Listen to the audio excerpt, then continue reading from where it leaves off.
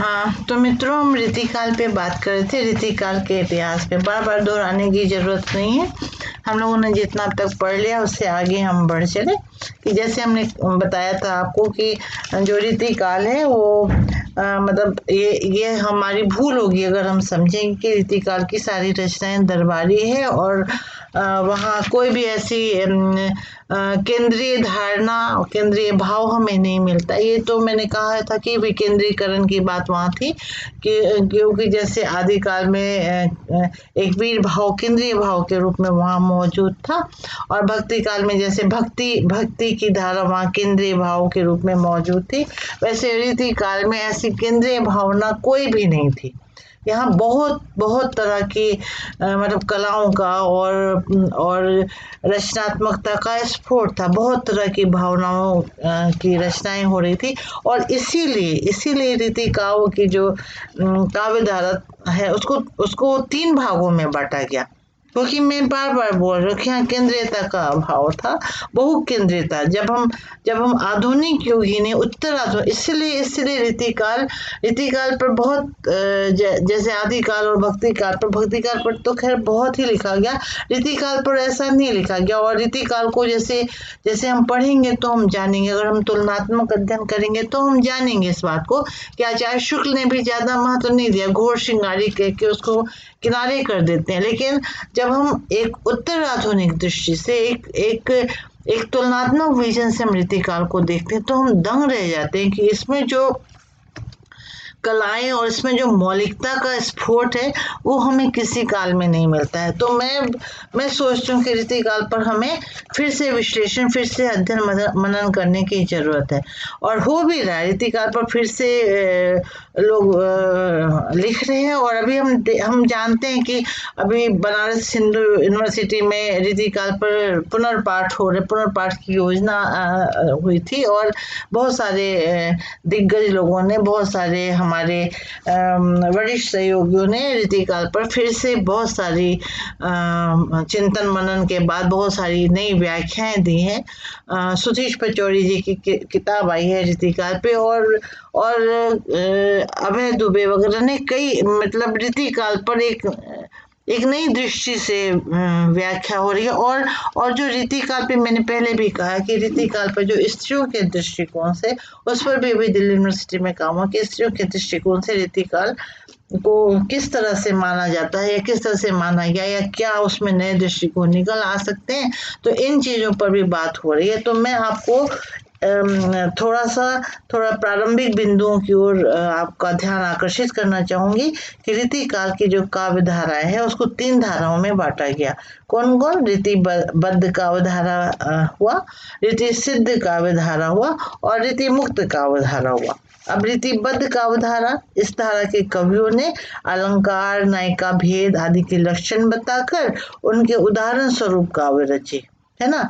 जो रीतिबद्ध काव्य धारा थे, उन धारा के जो कवि लोग थे उन्होंने अलंकार, नायिका भेद मतलब जो मैंने कहा ना संस्कृत काव्य लक्षण वाला जो व्याकरण पे आधारित, तो बद्ध माने बंधे हुए, अगर हम मोटा मोटी लें उस तरह से, तो रीति जो काव्य लेखन की के तरीके थे उसमें जो बद्ध होकर जो अलंकार, नायिका भेद इत्यादि के लक्षण बताकर जो काव्य रच रहे थे, जैसे केशव थे, पद्माकर थे, मतीराम थे, ये सब जो लक्षण ग्रंथकार थे, ये लोग मूलतः कवि थे लेकिन लक्षण ग्रंथकार थे।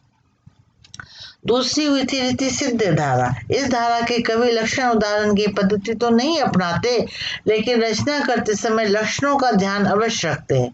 बिहारी ऐसे ही कवि हैं, है ना। मतलब मैंने बोला कोई भी कवि था वो काव्य कौशल से अलग नहीं था। काव्य कौशल और काव्य के जो तरीके थे लक्षण ग्रंथों के आधार पर ही इन लोगों ने रचना की, लेकिन अपनी मौलिकता का अधिक विस्तार किया। तो बिहारी ऐसे ही कवि थे। अब रीति मुक्त धारा क्या थी, तो इस धारा के कवि जो थे वो लक्षण उदाहरण की ना तो पद्धति अपनाते हैं और न ही लक्षणों का ध्यान करते, है ना। इन्होंने ये ज्यादा मौलिक हुए। जो रीतिबद्ध क्या हुए, जो लक्षण ग्रंथों में बद्ध होकर एकदम उसके अकॉर्डिंगली जो रचनाएं कर रहे थे, वो रीतिबद्ध धारा।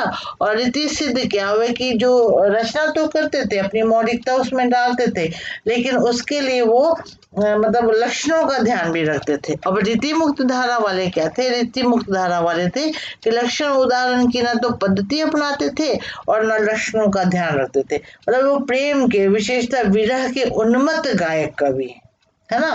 मतलब मैंने आपको पहले भी कहा कि जब वो जीवन की विभिन्न परिस्थितियों का चाहे दरबारी रूप में ही वो उससे इन्वॉल्व होते थे, तो उनके अंदर अपनी जो आंतरिक प्रतिभा थी उसका विस्फोट होता था और वो फिर मुक्त, है ना। तो वो मुक्तता में उन्होंने अपनी जो काव्य रचना की, और ये मुक्त प्रेम तो सबसे ज्यादा मुक्त करता है ना, तो ये प्रेम के अद्भुत व्यंजित कवि हुए। मतलब ये प्रेम के, विशेषकर विरह के उन्मत्त गायक कवि हुए, जिसमें घनानंद हुए, आलम हुए जी, बोधा, ठाकुर, ये सब रीति मुक्त या मतलब इनको स्वच्छंद, किसी भी तरह लक्षण ग्रंथ की बाध्यता से मुक्त, किसी भी तरह के दबाव से मुक्त, रीति मुक्त कवि और या स्वच्छंद धारा के कवि माना गया। ये कवि स्वाभिमानी भी हैं और इनमें रीतिबद्धता और दरबारीपन के प्रति विद्रोह का भाव भी है। जब ये धीरे धीरे जब आत्मा अधिक मुक्तावस्था की ओर गई, तो देखा कि दरबारी चुपन है, उसमें दबाव है, ये हर तरह के दबाव के विरोध में थे। तो इनमें रीतिबद्धता और दरबारीपन के प्रति भी विरोध का या विद्रोह का भाव आया। इस काल की जो प्रमुख काव्य धारा थी वो ब्रज भाषा थी, ब्रजी थी। कवित्व, सवैया, दोहा इत्यादि प्रमुख छंद थे और रीतिकालीन कविता के दरबारीपन पर फारसी काव्य का थोड़ा बहुत प्रभाव तो था ही, लेकिन ज्यादा प्रभाव तो संस्कृत का था। तो दरबारी कविता जो थी वो मुक्तकों में थी और अलंकार बहुल थी, और इसलिए ये लोग दरबारी जो कविता थी उसका विरोध करते थे, उसके विद्रोह में जाते थे। एक जैसे हम उदाहरण के रूप में लें तो शिव कवि नामक एक अज्ञात प्राय कवि ने कहा है, उसका उदाहरण देती हूँ मैं आपको और फिर। लक्ष्मी तिहारी एक कृपा के कटाक्ष बिनु, केते क्रूर धूर तन के बदन ध्यायवे परे। लक्ष्मी तिहारी एक कृपा के कटाक्ष बिनु, केते क्रूर धूर तन के बदन ध्यायवे परे। झूठे मई पालन के झूठे गुण गाए गाए, बानी जगरानी तासों बैर ठानबे पड़े। झूठे मई पालन के झूठे गुण गाए गाए, बाने जगरानी तासों बैर ठानिबे पड़े। कहे शिव कवि दाता सुन को बखानिया, तरंत विमुख सूर ठहराइबे पड़े। कहे शिव कवि दाता सुन को बखानियत, है ना, क्यों बखान करें। रन ते विमुख सूर, रन से विमुख है लेकिन मन एकदम शौर्य से परिपूर्ण उनको ठहराया जाए, क्यों भाई।